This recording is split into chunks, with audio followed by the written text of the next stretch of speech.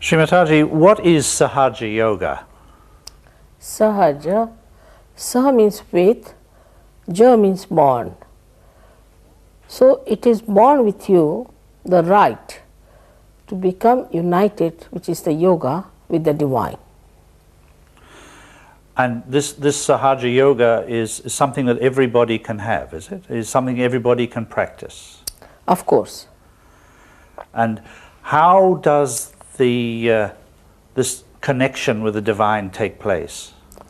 We have within ourselves this power in the triangular bone, which is called as sacrum, meaning sacred, which when awakened sprouts like a prelude in a seed and rises through 6 subtle centers, opens out the last center and gets connected with the divine, which is a subtle energy all around us, which organizes us, which nourishes us, does all the living work. Above all, it loves us. Does this mean, Shri Mataji, that people who have not had the ability to practice Sahaja Yoga are not connected with the divine? Most of them are not.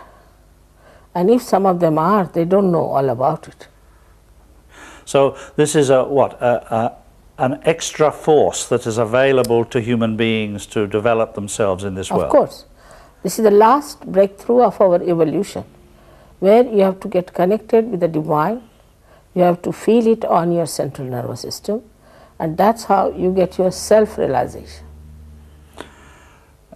Do I perceive here that this is a way of balancing oneself, of keeping in such a way, of living one's life in such a way that one is not unbalanced in one's view of what is going on around us? Yes, we have 2 sides in our system of autonomous nervous system, left and right, which we call as left and right sympathetic nervous system. The left side caters for our emotions, for our past, our desires. The right side caters for our action, physical and mental. If you indulge into one too much and go too far with it, you develop an imbalance within yourself. In the center lies the third power, which we call as parasympathetic nervous system. This is the channel which is the central path of ascent. When the Kundalini rises through it, it brings you in the balance because it rises in the center of the system. So this is the minimum that happens, that you develop your balance. So how does one actually achieve this balance?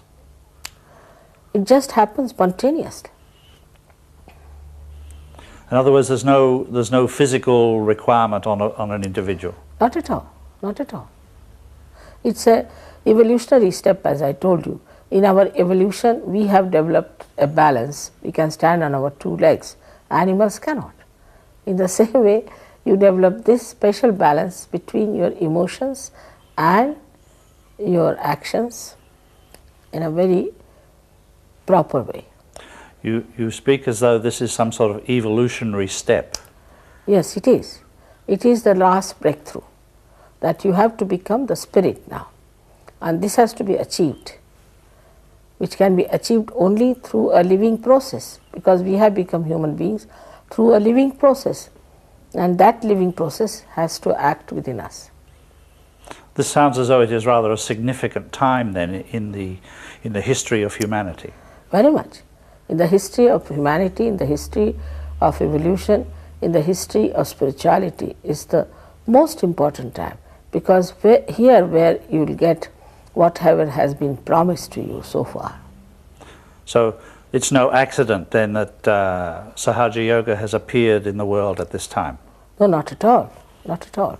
It's all predicted thousands of years back in India, and later on by many saints. Even William Blake has predicted it.